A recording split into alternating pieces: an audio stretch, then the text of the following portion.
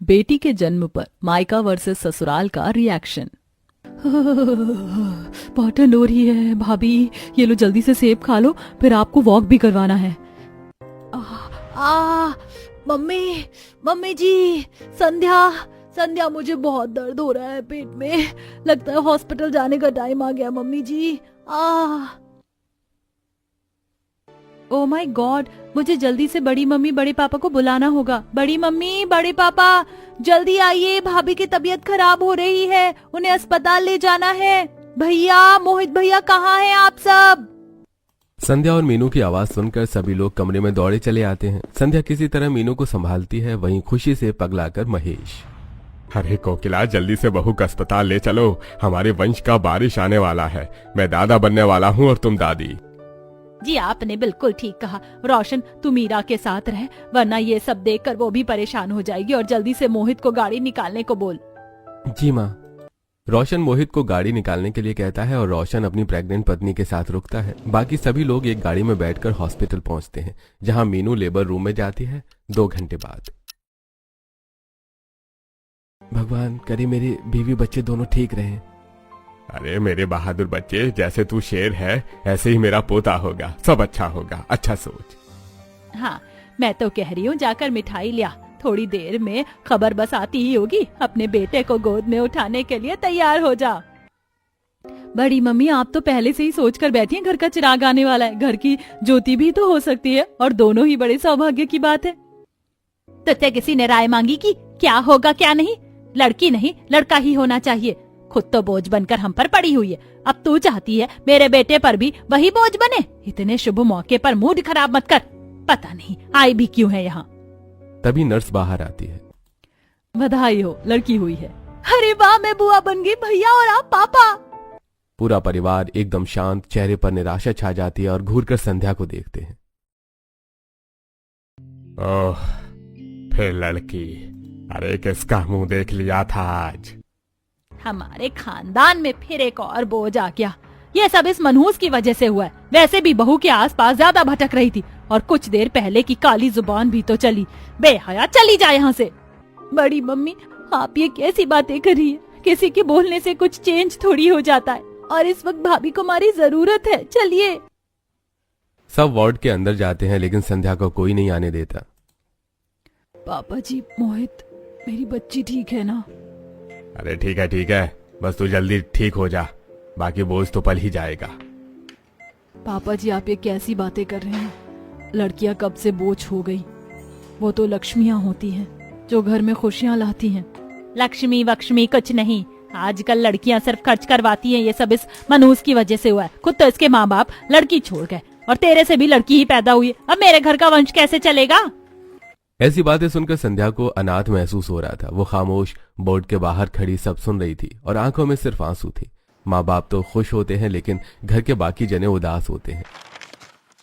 एक बार भी दादा दादी नई बच्ची को अपनी गोद में नहीं लेते, और ना ही सास बहू के ख्याल रखने के लिए आती है। सिर्फ संध्या ही होती है जो बच्चे को संभाल रही होती है, और भाभी को भी खाने पीने की चीज देती है। तब उदास मन से मीनू। संध्या, क्या लड़की होना पाप होता है? लड़कियां तो देवी माँ का स्वरूप होती हैं, लक्ष्मी होती हैं, जो घर में ढेर सारी खुशियां लाती हैं। तो फिर मेरी बेटी के आने से ये लोग इतना मायूस क्यों हैं? एक बार भी पापा जी या माँ जी ने इसे अपनी गोद में लेकर आशीर्वाद भी नहीं दिया। सिर्फ हॉस्पिटल में देखा, और माँ जी तो मेरे पास भी नहीं आई। तुम्हारे बारे में तो वो शुरू से ही बोलती थी, और मैं ये भी समझती हूँ कि लड़कियों का आना जाना हर चीज पर कितना पाबंद है, लेकिन अपनी पोती के लिए ऐसा कौन सोचता है? जितनी हैरान आप हैं भाभी, उतनी ही हैरान मैं भी हूँ। पता नहीं कैसे बड़ी मम्मी बड़े पापा को ऐसा लगता है कि लड़कियां बोझ होती हैं। जहाँ तक मैं समझती हूँ, दादा दादी की जान होते हैं पोते पोतियां, और लड़के अपना वंश चलाते हैं, लेकिन लड़कियां दूसरों का वंश चलाती हैं। अगर लड़कियां नहीं होंगी तो ये सब कैसे कंटिन्यू होगा? तुम बिल्कुल ठीक कहती हो संध्या। मीनू भाभी, मुन्नी सो गई है, मैं अभी छोटी भाभी के पास से भी आती हूँ, वो भी तो गर्भवती है। संध्या फ्रूट्स लेकर मीरा के पास जाती है, जहाँ पहले से ही कोकिला बहू को केसर बादाम दूध देती है। ले बहू, केसर बादाम का दूध पी ले, बच्चा तंदुरुस्त और अच्छा पैदा होगा, हमारे घर का शेर जो आएगा। जी माँ जी। उसके बाद भाभी, आप ये सेब खा लेना। मैंने उस कहेंगी, तेरी हिम्मत कैसे हुई इस कमरे में आने की? एक तो तूने लड़की करवा दी है, आके यहाँ पर भी यही चाहती है। जब तक डिलीवरी ना हो जाए मेरी छोटी बहू के आसपास भटकने की जरूरत नहीं है। माँ जी आप ऐसा क्यों सोच रही हैं? बस बहू, मैं अपने वंश के लिए, अपने पोते के लिए बहुत बेताब हूँ और उस बीच में कोई अड़चन नहीं सहूंगी। तू भी कुछ मत बोल, तेरे भले के लिए बोल रही हूँ, वरना तेरा बच्चा भी जायदाद से वंचित हो जाएगा। बड़ी बहू का तो हो ही चुका है। जानती है ना, लड़कियां बोझ होती हैं और उन्हें अपने घर से कुछ नहीं मिलता, क्योंकि वो होती है पराये घर की पराया धन। ठीक है बड़ी मम्मी, अगर आप ऐसा ही सोचती हैं तो मैं छोटी भाभी की डिलीवरी तक नहीं आऊंगी। सर्दी का माहौल होता है। कोकिला अपनी छोटी बहू को खूब गोंद का लड्डू, दूध, घी में अच्छा खाना अपने हाथ से बनाकर खिलाती है, लेकिन बड़ी बहू को पूछती भी नहीं है। हाँ, बस बच्ची के लिए तो जो जरूरी होता है वो कुछ नियम बता दिया करती थी। बाकी संध्या है मीनू का और उसके बच्चे का ख्याल रखती है, कंबल वगैरह देती है, मालिश करती है। 2 हफ्ते गुजरते हैं कि मीरा की डिलीवरी भी आ जाती है। सभी लोग अस्पताल पहुंचते हैं और पहले से ही घर वाली लड़का लड़का कर रही थी। इतने में नर्स भी आकर खुशखबरी दे देती है। बधाई हो, घर में शहजादा आया है, लड़का हुआ है। अरे क्या सच में? अरे मुझे तो पता था मेरे घर का वंश बढ़ाने वाला ही आने वाला है, मेरा पोता आ गया। अरे कोकिला, रोशन, तूने तो मेरा घर रोशन कर दिया। अब जल्दी जा मिठाई बांट, यहाँ पर भी और सब जगह। और हाँ, हलवाई वाले को कल का ऑर्डर दे दे, खाना बनाने के लिए गरीबों को दान करना है। जी पापा। अजी आज तो ढोल बजवा दो, घर तक ढोल बजवा के जाएंगे, भगवान ने मेरी सुन ली। दादा दादी फौरन अपने पोते से मिलते हैं, उसे गोद में उठाकर खिलाते हैं। 5 घंटे बाद डिस्चार्ज होता है। कोकिला महेश तुरंत मिठाई बंटवाते हैं, ढोल मंगवाया जाता है, लोग एक दूसरे को मुंह मीठा कराते हैं। नाच नाच कर दादा दादी घर पहुंचते हैं। मीरा जब घर आती है तब कोकिला बहू और बच्चे का स्वागत धूमधाम से करती है, उसकी आरती उतारती है। ये सब देखकर संध्या और मीनू को बहुत अजीब लगता है। घर में खुशी देखकर तो खुश हूँ भाभी, लेकिन ये अलग अलग बर्ताव बहुत अजीब लग रहा है। तुमने बिल्कुल ठीक कहा। अब तुम्हारे पापा जी के लिए उनके खानदान का चिराग ही सब कुछ है। मेरी बेटी को कोई हक नहीं मिलेगा। बहू आराम से, मेरे पोते को कुछ होना नहीं चाहिए। और सर्दी है, हीटर रख दिया तेरे कमरे में, ज्यादा देर भी मत चलाना, बच्चे को परेशानी ना हो। कुछ भी चाहिए हो तो तुरंत आवाज लगा देना, आ जाऊंगी मैं। जी माँ जी, आपकी जैसी दादी पाकर तो मेरा बच्चा खुश रहेगा और ठीक भी, और मुझे चिंता करने की भी कोई जरूरत नहीं है। आप हो ना? हाँ ये तो है। 2 दिन बाद मीनू जैसे तैसे अपने बच्चे की मालिश कर रही थी, तब सास आकर, मीनू ये ले आटा, बच्ची के शरीर पर घुमा दे, बाल उतर जाएंगे। माँ जी ये काम तो दादी का होता है ना। आप मेरी बच्ची को उसके पैदा होने के बाद देखने भी नहीं आ रही है, ना गोद में उठाया। ये तो आपकी ही पोती है ना। मैं ये भी समझती हूँ कि मेरे से ज्यादा जरूरी अभी मीरा और आपका पोता है, लेकिन है तो दोनों बच्चे आपके ही। दोनों को बराबर प्यार दीजिए। हाँ, तेरे पास नहीं आ रही तो तेरा दिमाग तुझे बक बक कर रहा होगा। तुझे जो समझना है समझ ले, लेकिन तू अच्छे से जानती कि मेरा यहाँ पर ना आने की क्या वजह है। अब अपने पोते को देखूं या इस छोरी को?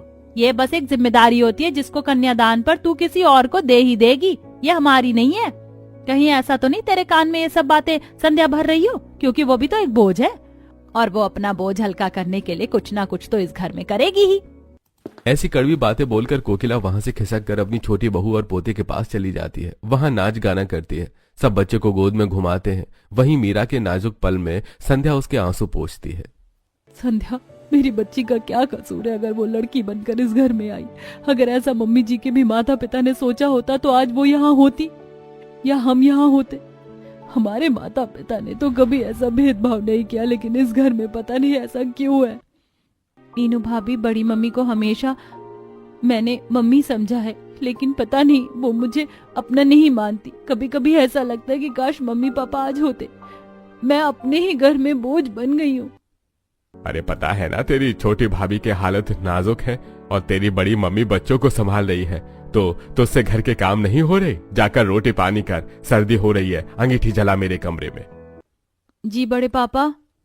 संध्या ठंड में कांपते हुए घर के सारे काम करती है। रोटी बनाते हुए वो घर के दोनों माहौल को महसूस करती है कि एक तरफ कितना निराश था, दूसरी तरफ इतना शोर है कि पोते के नाम अभी से ही जमीन हो गई थी। संध्या के बड़े मम्मी बड़े पापा माता पिता के जाने के बाद से उसे बोझ समझते हैं। बेचारी के पास ज्यादा सुख सुविधा नहीं थी। पतली चटाई पर मामूली कंबल में सोई थी। मुश्किल से 2 वक्त की रोटी, न कुछ नए कपड़े और ना ही पैसे। भाइयों को कभी कभी तरस आ जाता था तो 150 रुपए दे दिया करते थे। भाभियों से भी ज्यादा बात करने की कुछ खास आजादी थी नहीं उसे। वक्त गुजरता है, 5 साल बीत जाते हैं। दोनों बहू के बच्चे 5-5 साल के हो जाते हैं। एक दिन चीनू अपने खिलौने से खेल रही थी, लेकिन अंशु को उसका खिलौना पसंद आ जाता है और उसके खिलौना छीन लेता है। जब वो टूट जाता है तो अंशु अंशु तूने मेरा खिलौना क्यों तोड़ दिया? तेरे पास अपना खिलौना नहीं है क्या? वैसे भी दादू दादी तुझे अच्छे अच्छे खिलौने देते हैं। चुप कर, ये भी मेरा खिलौना है, दे इसे मुझे। दोनों की खींचातानी में खिलौना टूट जाता है और अंशु चीनू को ही धक्का मार देता है, जिससे वो रोने लगती है। लेकिन अंशु खिलौने के लिए रोता है। तब महेश और कोकिला उल्टा पोते को बचाकर पोती को डांट देते हैं। ये सब मीरा मीनू महसूस कर रहे थे, लेकिन मीरा के ठाठ ही बढ़ गए थे। जब संध्या को पता चलता है तो कोकिला से, बड़ी मम्मी, चीनू ने बताया कि गलती अंशु की थी, वही उसका खिलौना छीन रहा था और धक्का भी उसी ने मारा।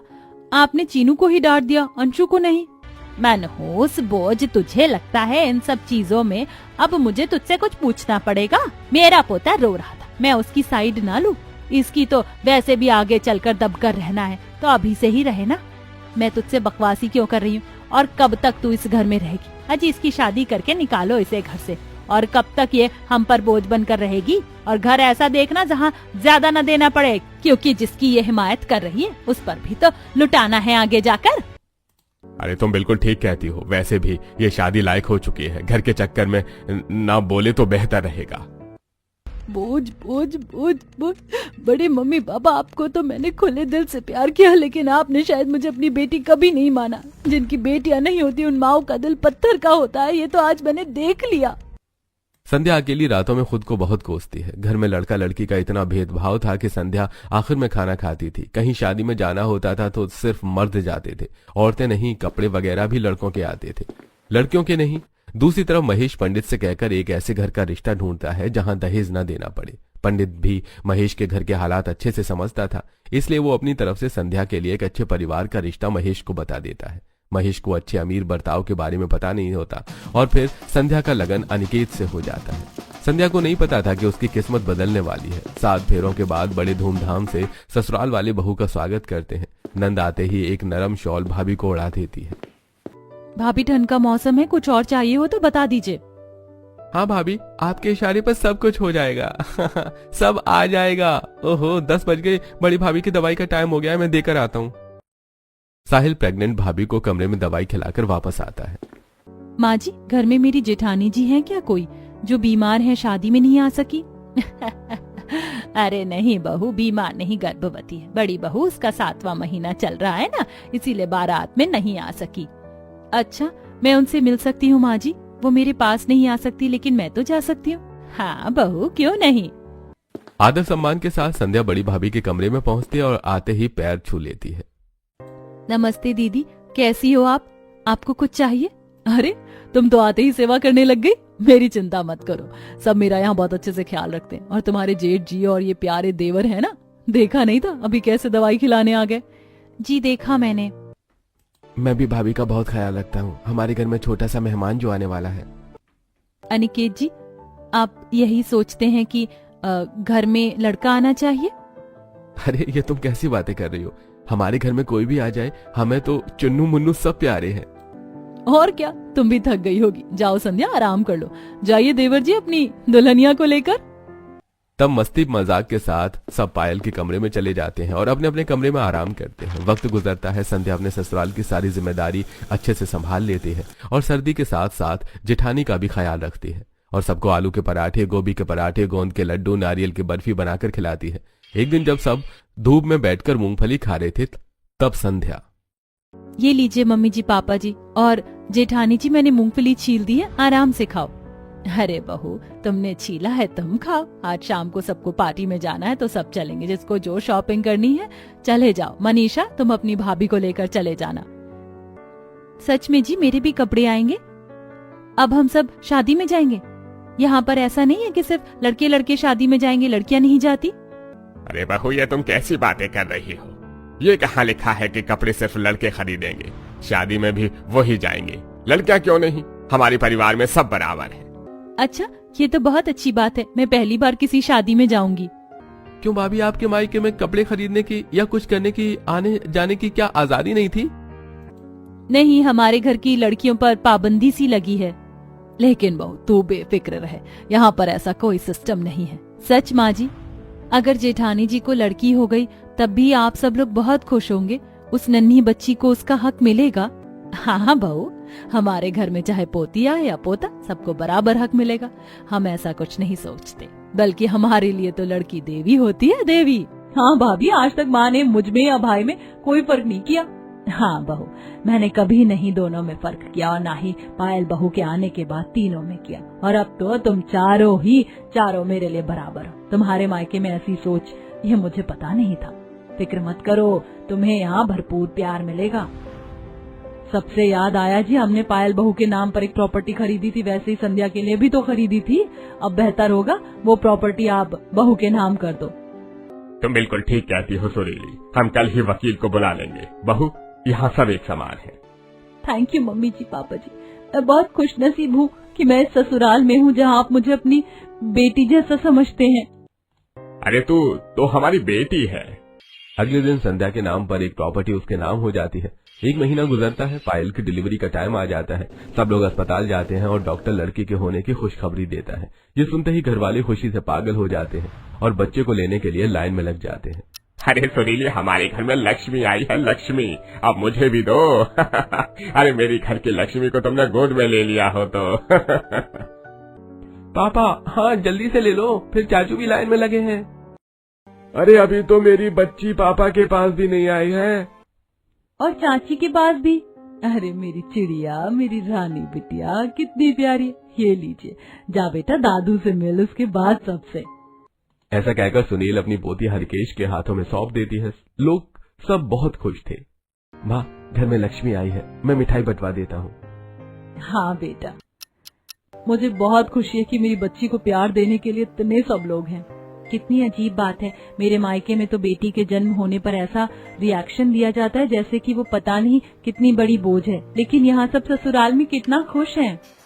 फिर अनिकेत मिठाई लेकर आता है, अस्पताल में भी मिठाई बांटता है और बाहर भी। वहीं संध्या जल्दी घर आकर अपनी रानी का वेलकम करने के लिए घर सजा देती है। फिर सुरीली संध्या से पायल की आरती उतरवाती है। मैं बहुत खुश नसीब हूँ माँ जी कि आपने ये मौका मुझे दिया। मेरे घर की प्यारी सी लक्ष्मी, तुम्हारा इस घर में स्वागत है। यहाँ तुम कोई बोझ नहीं हो, खुले पंखों के साथ अपनी उड़ान भरना। देखो देखो, बुआ तुम्हारे लिए खिलौने लेकर आई है मेरी प्यारी बाबू। वाह मनीषा, ये तो बहुत अच्छा है। थैंक यू भतीजी की तरफ से। पायल की बेटी आने से मानो ससुराल में रौनक आ गई थी। सब लोग बच्चे के आगे पीछे घूमते हैं, ख्याल रखते हैं। सास मालिश करती है, संध्या सीखती है। जैसे ही छठी का दिन आता है, घर में सब लोग बहुत अच्छे सजावट करवाकर संध्या के मायके वालों को बुलाते हैं। वो लड़की के लिए इतना प्यार देखकर अजीब महसूस करते हैं। उस दिन बच्ची को नहलाया जाता है, दीपक जलाया जाता है, बुआ आंखों में काजल लगाती है। इन सब के बाद जब सब चाय नाश्ता कर रहे होते हैं, तब कोकिला बोल पड़ती है। बहन जी माफ कीजिएगा अगर आपको बुरा लगे, लेकिन आपने लड़की के छठी होने पर इतना बड़ा फंक्शन करवा दिया। कुछ जचा नहीं है तो लड़के के होने पर किया जाता है ना। आप खुद ही सोचिए, लड़की होना कितना बड़ा बोझ है और जिम्मेदारी होता है, क्योंकि इन्हें तो पाल पोस कर ब्याह कर देना होता है। ये अपने जड़ों की नहीं होती। कोकिला जी, आप हमारी समधन हैं और आज के जमाने में आप एक कैसी पिछड़ी सोच वाली बातें कर रही हैं। लड़का लड़की में अब कोई फर्क नहीं है।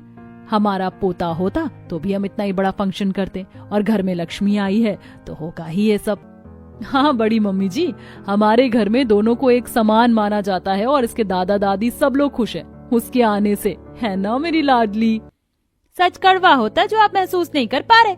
आखिर इस लड़की को एक ना एक दिन अपने असली घर जाना ही है, और ये पराया धन है। लेकिन लड़के तो अपने होते हैं, वो हमेशा पास रहते हैं, घर का वंश चलाते हैं। माँ जी, इसके दूध का टाइम हो रहा है, नए कपड़ों में रो रही है। मैं अंदर जाती हूँ और आप इसकी नजर भी उतार देना आकर अभी। पायल उठकर अंदर जाती है, तब संध्या से, संध्या तुम्हारी बड़ी मम्मी तो बहुत ज्यादा टॉक्सिक है। कितना मैल भरा है लड़कियों को लेकर उनके मन में। ये सब दीदी मैंने आज तक सहा है, मैं क्या ही बोलूं, पता नहीं कब उनकी सोच बदलेगी। मैं तो उस दिन का इंतजार करती हूँ, इसी के चलते मुझे कभी प्यार नहीं मिला। बोझ थी ना, ऊपर से मम्मी पापा भी नहीं थे। तुम परेशान मत हो, यहाँ ऐसा कुछ भी नहीं होगा तुम्हारे साथ। बच्ची रोती है तो संध्या उसे संभालने लगती है और कुछ देर बाद पायल को रेस्ट देती है। खाना पीना खाकर मेहमान चले जाते हैं। 2 महीने बाद लड़की का नामकरण होता है। तभी बहू के मायके वाले आते हैं। ससुराल वाले 56 भोग बनवाते हैं, गरीबों में खाना बंटवाते हैं और वहीं लड़का लड़की की बात को रखते हैं, दादा खिलाते हुए। अरे मेरी गुड़िया, मेरी प्यारी बच्ची, तुम्हारा नाम तो बहुत सुंदर है। तेजस्वी, अपने नाम की तरह ऐसे ही चमकना और बड़े होकर हम सब का नाम रोशन करना। हरिकेश जी, लड़कियां नाम रोशन नहीं करती, लड़के करते हैं। अब तो आपका बड़े बेटे का वंश कैसे चलेगा? हाँ, लड़कियों को कभी इतनी तवज्जो नहीं देनी चाहिए, वरना लड़कियां बड़े होकर अपनी हदें पार कर देती हैं और फिर ये बोझ होती हैं। अरे समधी जी, आपकी सोच बहुत छोटी है। आपके घर में ऐसा होता होगा, हमारे घर में नहीं। हमारे घर में लड़का लड़की दोनों बराबर हैं। अपने घर के रीति रिवाज आप हमारे ऊपर मत थोपिए। हाँ बड़े पापा, लड़की होना कोई बोझ नहीं होता, बल्कि सम्मान की बात है। जिसको होती है वही समझ सकते हैं। बेहतर होगा आप भी अपनी सोच को बदलें और अपने घर के बच्चों को बराबर प्यार दें। हाँ बड़े पापा, आप लोग इसमें खुश हैं तो खुश रहिए। चलिए जी, नामकरण हो गया, अब चलते हैं। बहू के मायके वाले वहां से चले जाते हैं, जबकि पार्टी में अभी खूब ढोल बजते हैं। सभी मेहमान चाव से खाना खाते हैं। एक दिन सर्दी की सुबह जब संध्या गरम गरम अदरक की चाय बनाकर सबको देती है, तब हरकेश के बगल में लॉयर होता है। पापा जी, सुबह सुबह वकील साहब घर पर क्यों? बहू, हमारी तेजस्वी आज 6 महीने की हो गई है। मैंने उसके नाम पर एक जमीन खरीदी है जो कि उसके नाम कराई है। उसे जमीन का उद्घाटन मैंने 1 हफ्ते बाद रखा है, तो अपने मायके वालों को भी बुला लेना। पापा जी, आपको तो पता है उनकी सोच कैसी है। बहू, हम चाहते हैं कि वो देखें कि लड़कियों के लिए भी बहुत कुछ किया जा सकता है, अगर उन्हें बोझ ना समझे तो।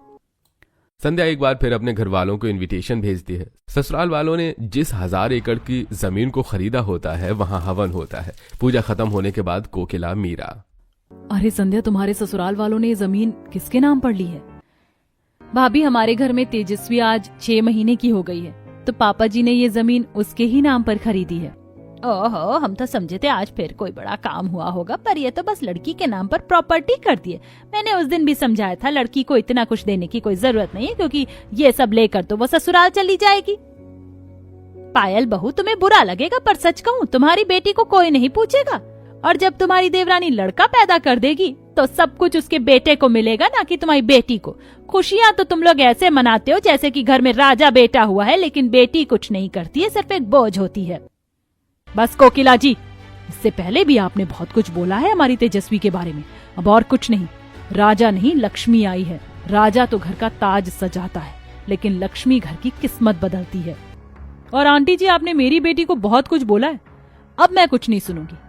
अब समझ आता है कि संध्या पर क्या बीती होगी, क्योंकि उसके माता पिता भी नहीं थे और आपने उसे बोझ समझा। लेकिन मैं आज की तारीख की हकीकत बताती हूँ आपको। मेरे मायके के पड़ोस में एक आंटी के 3 लड़के थे, लेकिन आखिर समय में उन्होंने अपने माता पिता को नहीं पूछा, अंतिम मुखाग्नि भी नहीं दी। जो आई वो बेटी थी। 3 बहू बेटों ने कोई सेवा नहीं करी, लेकिन बेटी ने की। और आजकल तो स्पेस में, ओलंपिक में, हर जगह लड़कियां नाम रोशन करती हैं। वो जमाना गया जब सब लड़का लड़का करते थे। मुझे बहुत गर्व है, मेरे ससुराल वालों को गर्व है, और अगर आगे चलकर भी मुझे बेटा नहीं हुआ तो बेटी पर फक्र कर सकती हूँ। बस कीजिए बड़े मम्मी, बड़े पापा, अब तो अपनी सोच बदल लीजिए। कहीं ऐसा ना हो आपकी पोती आगे चलकर आपसे नफरत करे आपकी सोच के बारे में जानकर। और हाँ, लड़का भाग्य से होता है, लेकिन लड़की सौभाग्य से होती है, और जहाँ जाती हैं सौभाग्य लेकर आती है। मम्मी पापा जिंदा होते तो वो मुझे बोझ नहीं समझते और न मेरे साथ कभी भेदभाव करते। वो रोशन और मोहित भैया को बराबर प्यार देते। इतना सब सुनने के बाद कोकिला और महेश को अपनी गलती का एहसास होता है और वो सबके सामने हाथ जोड़ लेते हैं। अरे माफ कर दे मेरी बच्ची, आज ऐसी बातों की पट्टी आंखों से उतर गई। बेटी बोझ नहीं होती। अरे बोझ तो हमारी एक घटिया सोच थी, जिसने तुझे कभी प्यार नहीं देने दिया। संध्या, मुझे भी माफ करना, कभी तुम्हें अपने बेटों से ज्यादा प्यार नहीं दे पाई। हमें एक मौका देगी अपने घर की लक्ष्मी कहलवाने का। हाँ बड़ी मम्मी, बड़े पापा, मैं भी सब भुलाकर आगे बढ़ना चाहती हूँ। दादू दादू, मुझे गोद में ले लो ना। तुझे नहीं, मैं अपनी बच्ची को लूंगा। चीनू मेरी बिटिया, आजा। छोटी सी बच्ची चीनू भी हैरान हो जाती है। पहली बार उसके दादा दादी उसे गोद में लेकर प्यार करते हैं। इस तरह सब कुछ ठीक हो जाता है। थैंक यू मम्मी जी, पापा जी। एक बार फिर मैं कहना चाहूंगी कि मुझे बहुत गर्व है कि मैं आपके ससुराल की बेटी हूँ, और आपकी वजह से मेरे मायके में भी सब कुछ अच्छा हो गया और बेटी को लेकर इनका रिएक्शन बदला। यह तो एक दिन होना ही था। इस तरह बहू के मायके में संध्या और चीनू को उसका हक मिल जाता है और ससुराल में भी सब खुशी खुशी रहने लगते हैं। दोस्तों, लड़की से घर उजड़ता नहीं है, बसता है। जो इस बात को समझ ले, उसके घर में किसी चीज की कभी कमी नहीं होती।